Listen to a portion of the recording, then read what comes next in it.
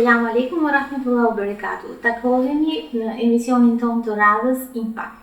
Sot kemi një intervistë interesante me një opinioniste dhe analiste politike e specializuar për çështjet e lindjes së mesme. Është njohëse shumë e mirë e zhvillimeve në këtë zonë.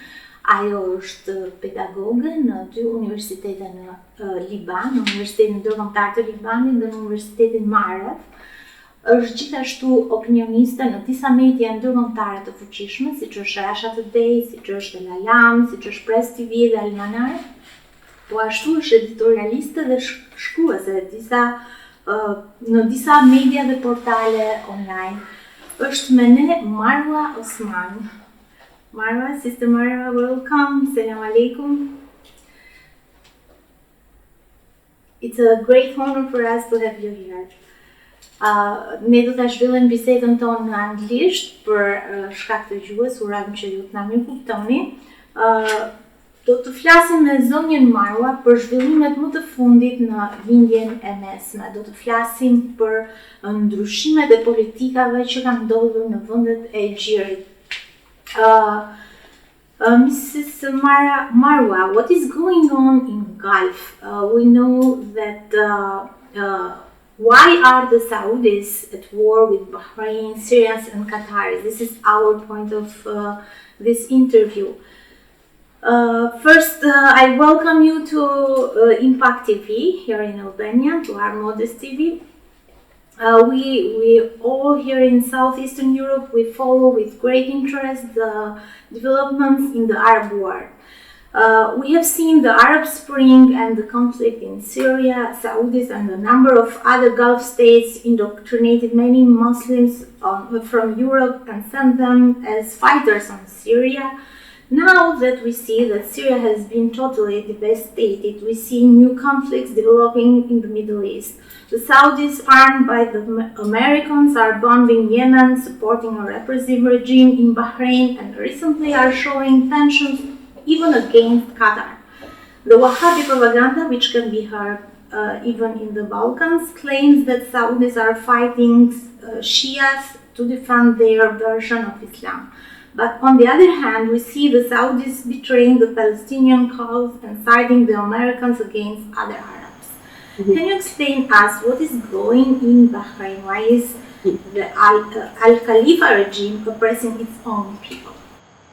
Well, let us begin. First of all, I want to thank you for having me on your Impakt TV, and I want to begin, what you presented is very important, but I want to begin with what the mainstream media calls what's going on in Bahrain. They actually label it as a protest in Bahrain that is being cracked down by the Al-Khalifa regime, or it is actually protesters demanding certain requirements of the government. There's a bit of untruth to that, because what's going on in Bahrain is an actual occupation.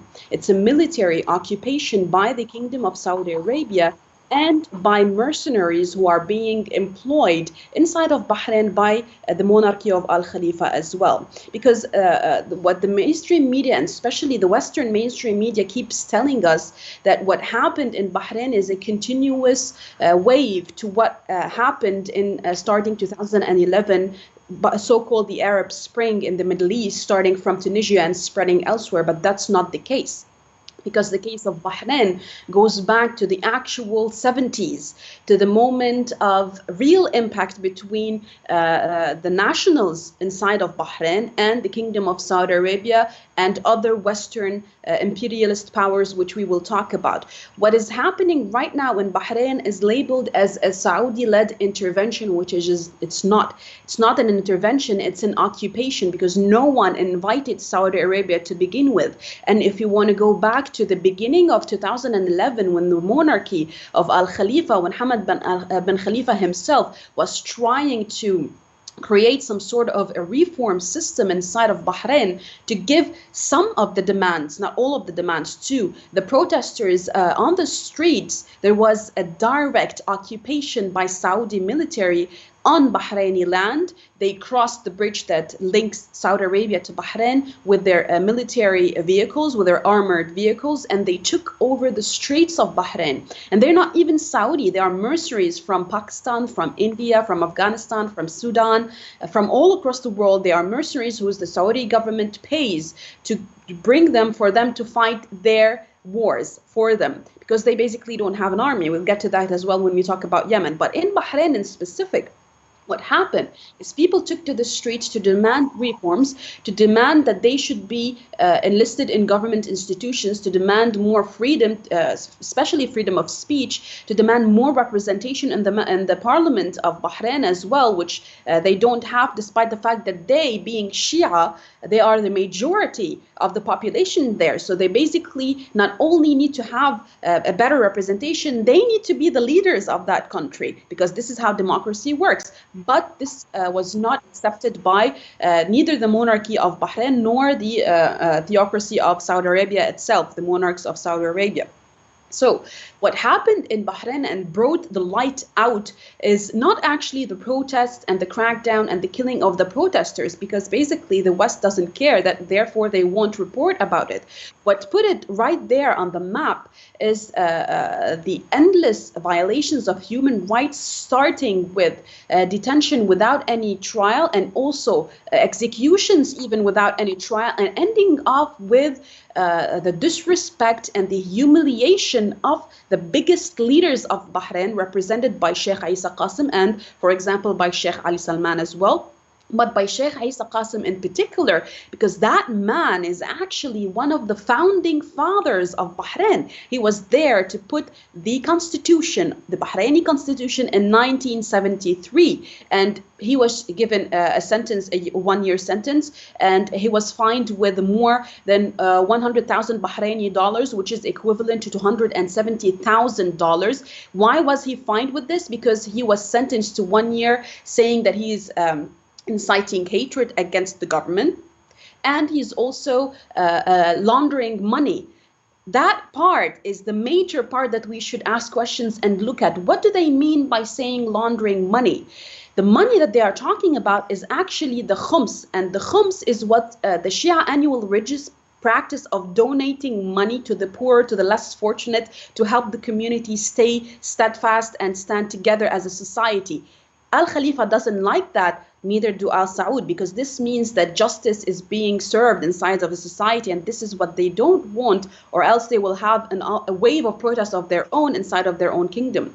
So they are allegedly pinning this sort of crime on Sheikh Isa, and everyone knows that khums is part of Islam. It's part, if Sunni Islam doesn't recognize it, Shia Islam does, so they don't have any point there or any evidence against Sheikh Isa Qasim. But what happened, it brought protests down to the level of confrontation, of direct confrontation with the authorities inside of Bahrain. The people started by major sit-ins in front of the house of Sheikh Isa Qasim to try and protect him, because at that time, starting June 2016, they decided they also need to take his citizenship away from him. So they not only threw him, they want to throw him in prison, they want to take the money of the party or the NGO that's collecting the khums and then redirecting it and redistributing it to the poor. They also took his citizenship away, and this has been a systematic attack against the citizens of Bahrain ever since at the start of 2011. But we have friends that tell us that this goes way back, that even before that they have been taking the revoking the nationalities of the actual citizens inside of Bahrain. So by doing that, what are they actually telling the public of Bahrain? What are they telling the people who are performing sit-ins to protect their leader, Sheikh Isa Qasim? They are telling them that, look, your own leader will be sentenced to prison. He will be held behind bars. Your own leader has been provoked of his citizenship. We have taken his citizenship away from him. And your own leader will face our jury, our courts, So you don't have any say in that, and you cannot do anything about it because if we do this to your leader, so just imagine what we could do to you. And they actually translated this sort of a threat into an actual challenge on the streets of Bahrain by killing the Bahrainis. They have been shooting down Bahrainis with peaceful protests. I emphasize this word, with peaceful protests and sit-ins in front of the house of Sheikh Isa Qasim. They shot them dead. One family actually is losing 2 children at a time, 2 youth at a time, which is a huge violation of human rights. It's a crime. It's a horrendous genocide against the majority of the public in Bahrain. So basically, this is what's happening right now. But if we want to pinpoint the actual horrific incidents of Bahrain that led to what we are seeing now, we have to go back in history and talk about how Bahrain came to be, how Bahrain was brought with the monarchy by the British colonial system, the same system, the same elite that brought Al Saud to the ruling also in Arabia and the Arabian Peninsula, which was called Hijaz, but now it is given the name of the actual family of Al Saud. Ridiculous, I know. But we have to go back in history to understand and to study the facts, the events that led to the happening of these crackdowns and these events, these incidents inside of Bahrain. And then we could actually know why this is happening and why Saudi Arabia is keen on not only cracking down on these people, but also on killing them if necessary. We are seeing the same thing happening inside of Awamiya, which is a town in the Qatif, in the eastern province of Qatif inside of Saudi Arabia. They are killing their own civilians. Why? First of all, they don't count them as Saudis. That's number one. That's very important. Second of all, they don't count them as Muslims. And according to the Wahhabi religion that is being practiced by the Kingdom of Saudi Arabia, by the clerics, by the government, by the police, these Shia are infidels, and it's actually halal to kill them.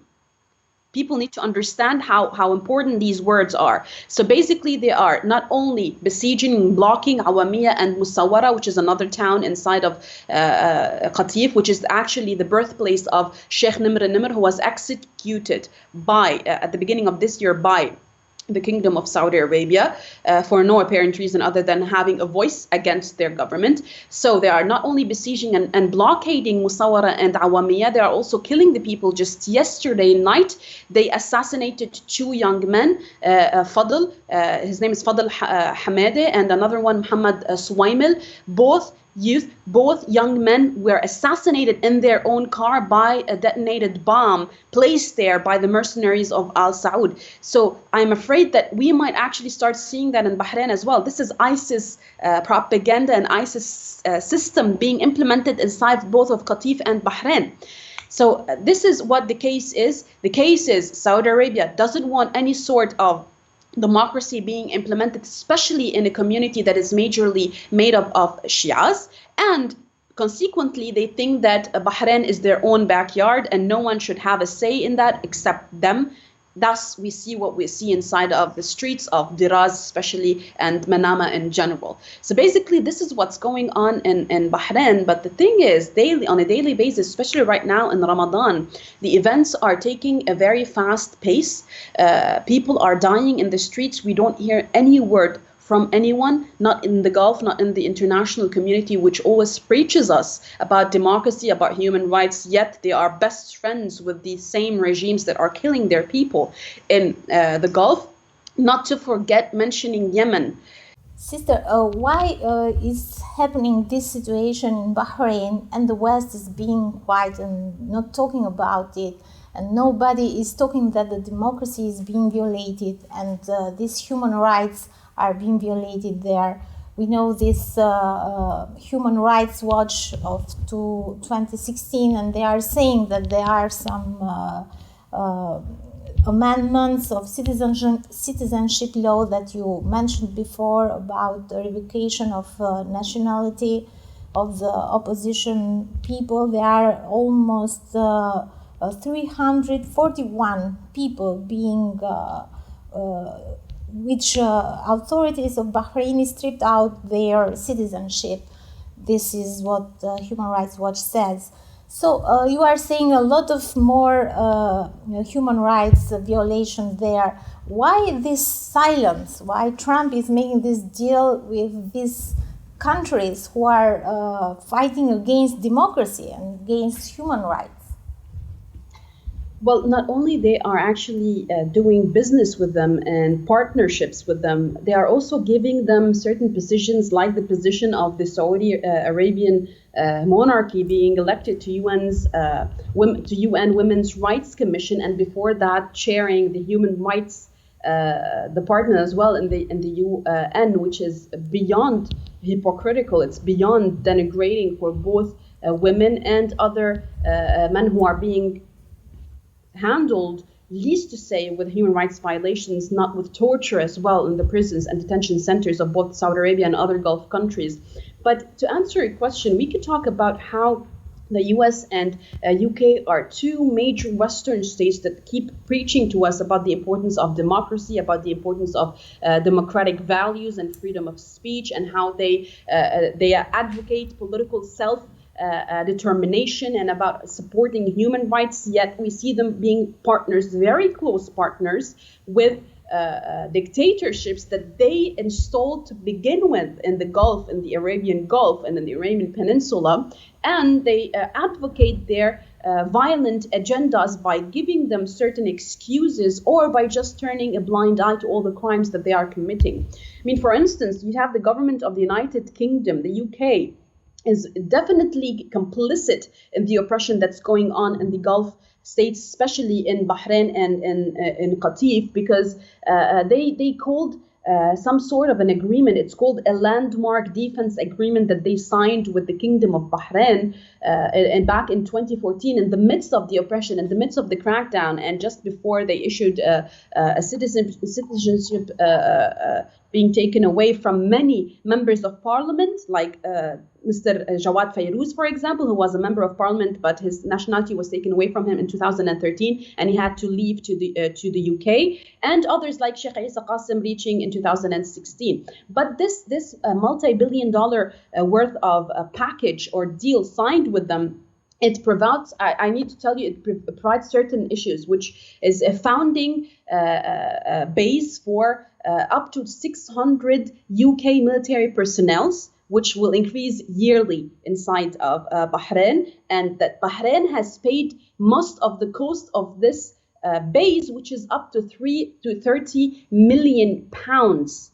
So they created a military base inside of Bahrain, and the Bahrainis paid for it, and they state what they want from them, specifically and exactly like they did in the 1930s when they supposedly gave Bahrain its independence, despite the fact that in 1913 it was still a colony, and up till now it is a colony. But if you go back to the so-called timeline of the Kingdom of Bahrain, in 1960s the movement started, but before that, if you go back to the 30s, in 1931 it was still under the command of Britain. In 1939 they stole more land from Qatar and they gave them to Bahrain. That's the British. And furthermore, you could see that how they were moving their bases. Britain, for example, it moved its base in the 1930s. In the 1960s, specifically in 1967. They moved their military base from Aden in Yemen into Bahrain.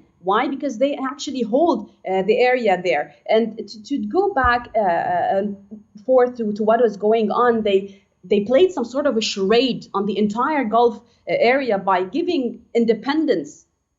I know it's funny. By giving independence to Bahrain in 1971, the same year that the British colonials signed some sort of agreement, it's called the Friendship Treaty, with the Bahrainis, and they by then they gave the first emir his job position to become a monarch over Saudi Arabia and to form some sort of a council of state to try and rule the area.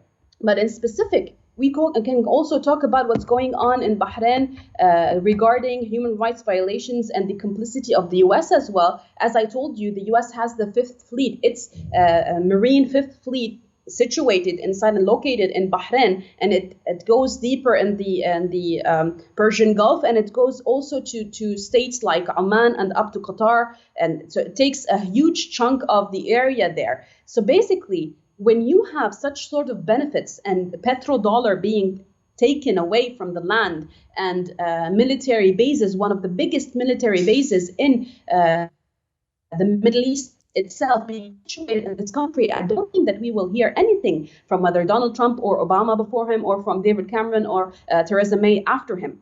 So when you talk about what's going on in the Middle East and why there has been a cover-up from the Western mainstream media, which is being propagated by the Western elite themselves on the media to cover up all these crimes, you just follow the trail of money and you will understand why the silence. Specifically what's going on in Yemen. A lot of people would ask, why is the world still silent on Yemen? I can tell you one thing, there are lots of reports that actually were issued as far as 2007 that state that the entire land, especially the southeastern part of Yemen, is full.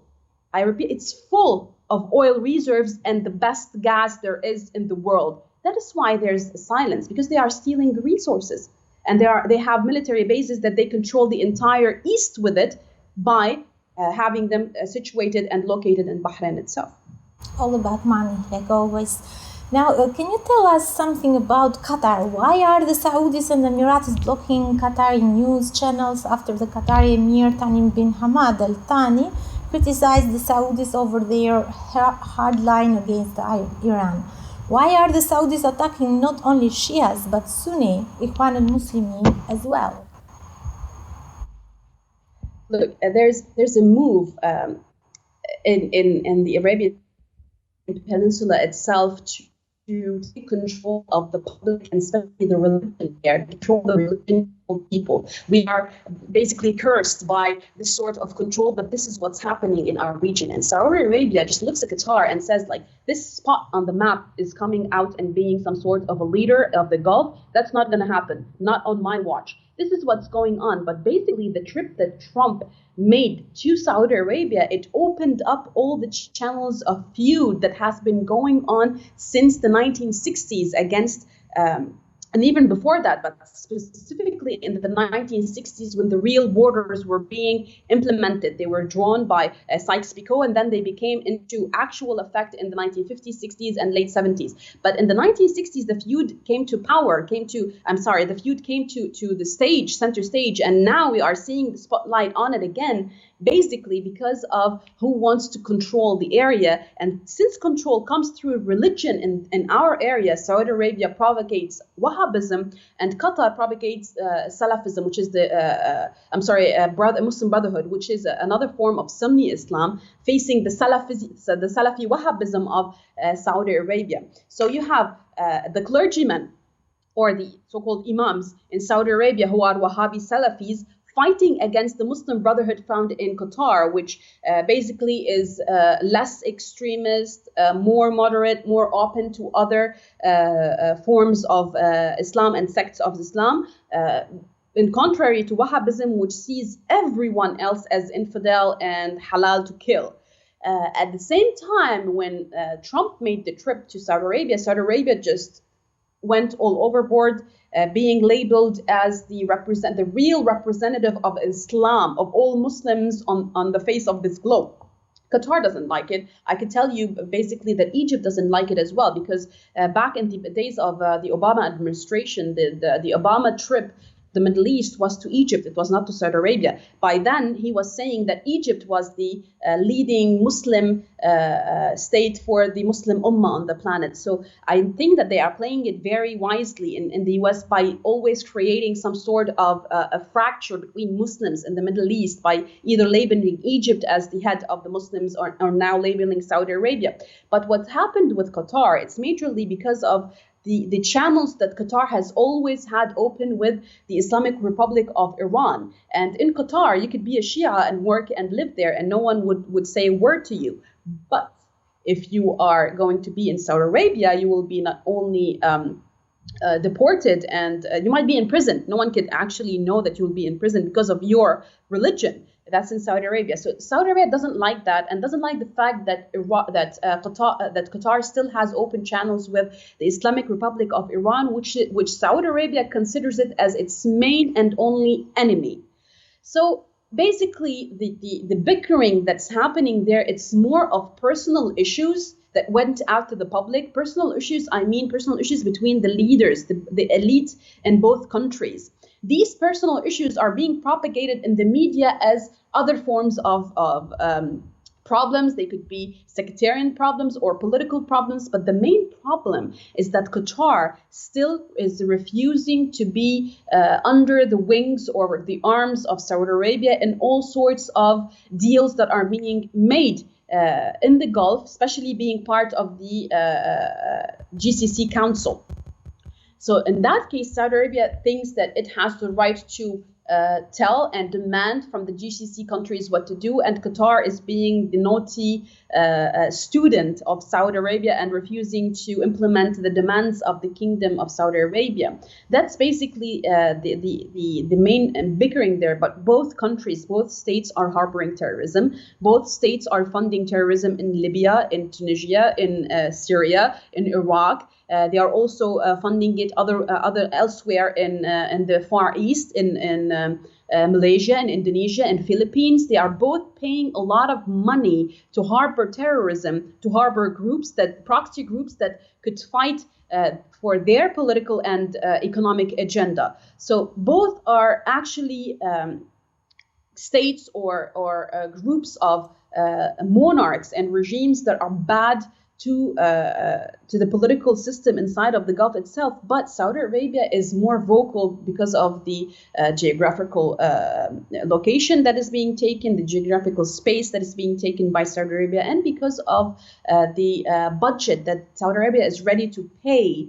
They are ready to pay any amount of money, up to $400 billion to the US, just to remain in their positions and to have Trump just stop insulting them, if you will. That's why they paid the money. Donald Trump Hamas. has not. Sorry. Yes. And we have Hamas also. What is the problem of Saudis with Hamas and Palestinians? Well, Saudi Arabia has a problem with Palestine ever since the Israeli entity decided to occupy the land, because according to the letters between back then the people who are running Saudi Arabia, Al Saud, who were put there by the British colonials, according to certain letters between them, there was a contract signed by the king back then by King Faisal, who actually sold the land of Palestine, because he owns it.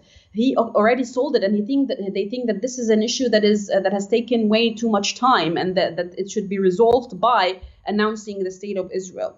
But Hamas itself, all the funds that come to Hamas, they have three actual ports or routes that the funding, the arming, and the weaponry comes to Hamas. They get direct help from Qatar, they get direct help from the Islamic Republic of Iran, and they get direct help from Syria, despite the fact that Hamas at some point did send jihadis to Syria to fight against the regime. But at the end of the day, they did say it was a mistake and they corrected it. But the resistance inside of Palestine is sacred. For any real Arab, it is sacred. Whether if it's for Qatar, whether it's for any other Muslims like Iran, which are not Arabs, but they are part of the Muslim Ummah, and they think that defending Palestine is a sacred cause that they will not stop, and Syria as well, because they believe that the presence of the Israeli entity is a threat to everyone, and the fact that the occupation is still going on is a total hypocrisy, and it needs to end.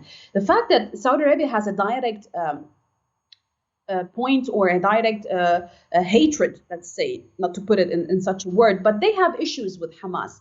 The issue with Hamas is that Hamas see Qatar as their leaders. Ikhwan, they are Muslim Brotherhood, they are of the same Sunni sect. They have certain political aspects that can be resolved quickly by Qatar instead of Saudi Arabia, because Saudi Arabia always gives the Israeli entity all that they need. Yes, Qatar are very good friends with the Israelis, and they also have been selling and buying in Palestine as they wish, without asking the people of Palestine. But they are still more moderate as to considering Hamas as resistance in comparison to Saudi Arabia, which considers them as terrorists.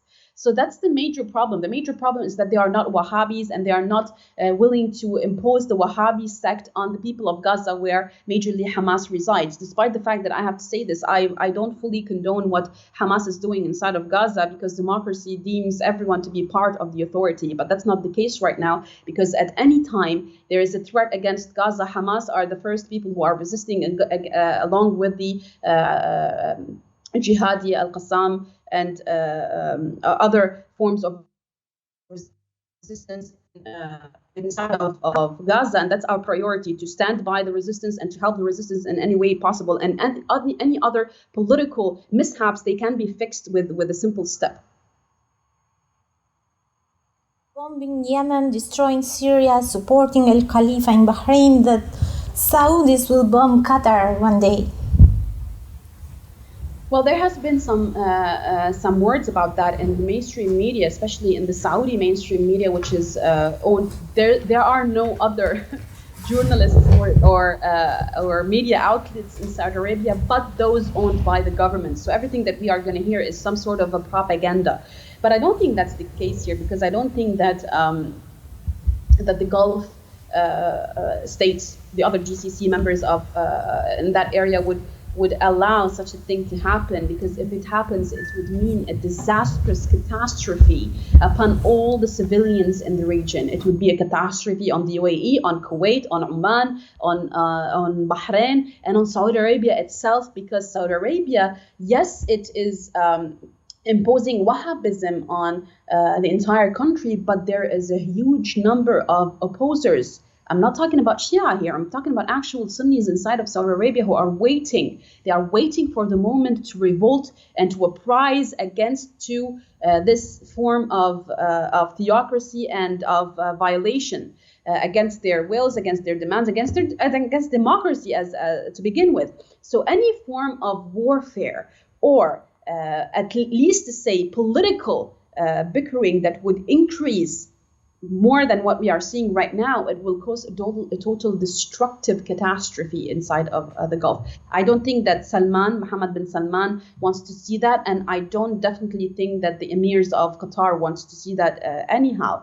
But look, if that is intended to happen, it would just show how fast the U.S. strategy is happening in the region. For example, what I say, if it is to happen, and I think there's a long shot for that to happen, if some sort of a war is to be opened between Saudi Arabia and Qatar, it would be the direct effect and influence of Trump. Because Trump took the money to create jobs, as he just said, but he also said specifically in his campaign and after he became president that he does not like the regimes in the Middle East, and they are not partners. He just sees them as cash cows.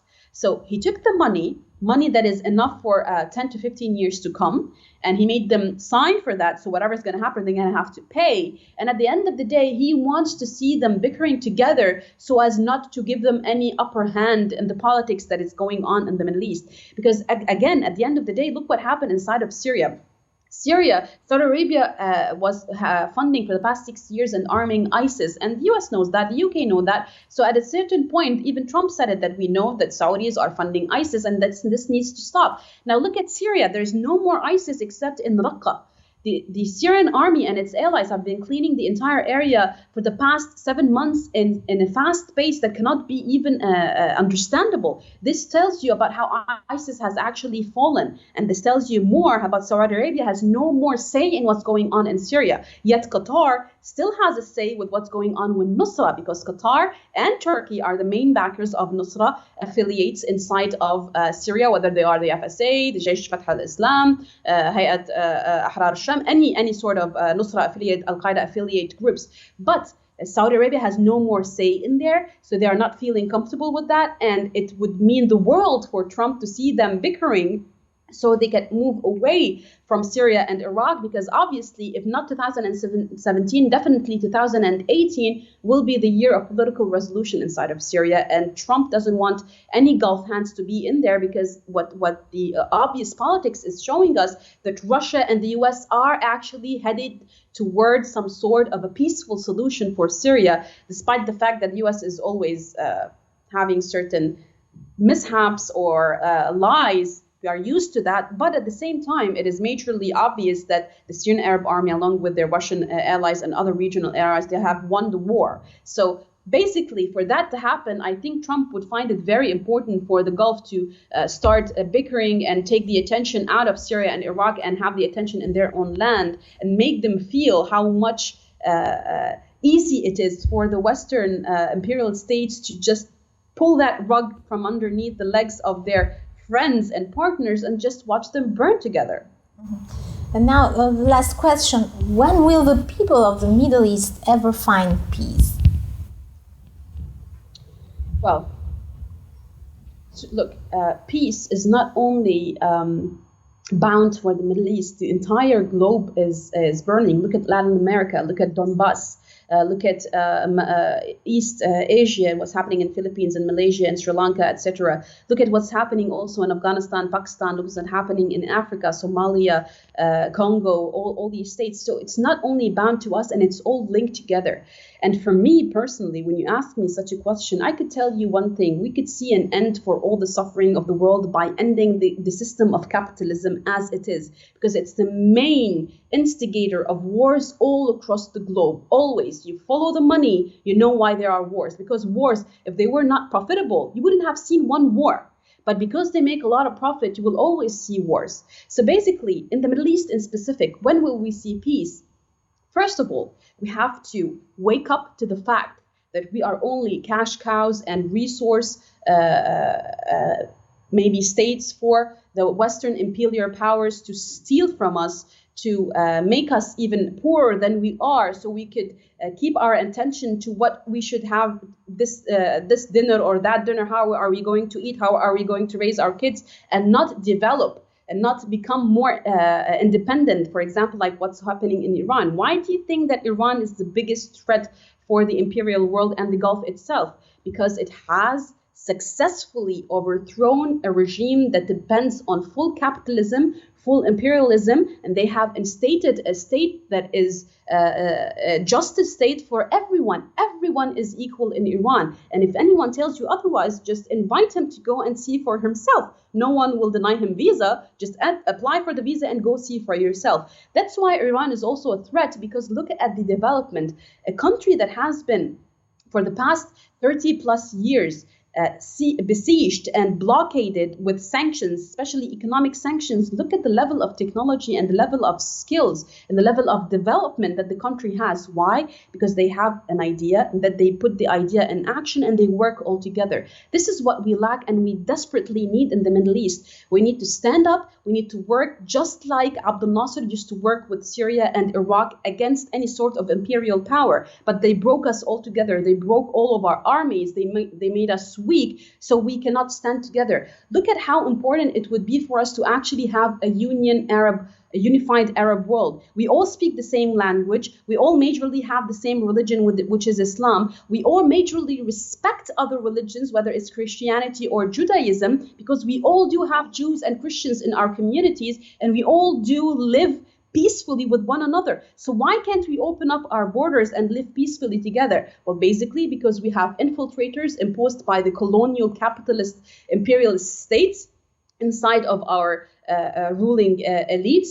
And those elites are working as employees for these capitalist systems in order to keep us away from one another, to keep us away from unification, because if we unite, trust me, we will be the most powerful entity to ever roam this earth, because we are on the border of Europe, we are part of Asia, we are part of Africa, we connect the world. So if we actually come together, just talk about how much power, peaceful power we could have. It doesn't mean that we should unite in order to invade other countries. No, this is not what I mean. What I mean is we should break the financial system, we should break the religious barriers, and we should stand together as Muslims to begin with, as an ummah, second as an Arabs and people of culture, people of, look at what the Assyrians has brought of culture, look at the Christian culture as well. We are immensely embedded in culture and different ethnicities that are beautifully mosaically put together. So why not just stand together and defend our land against any infiltrator, against any occupier?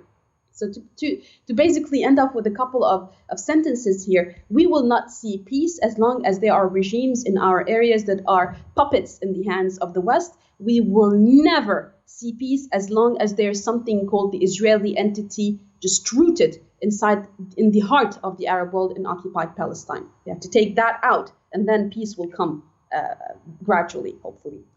I thank you so much for all you said in this interview, and sorry about all these technical problems we had. It has been a great pleasure for us to have you here. Thank you so much. Thank you. It's really nice to meet you, and thank you for your time, and thank you for your work, and I really appreciate the work you are doing. It's very important. Thank you so much. Selam alaikum.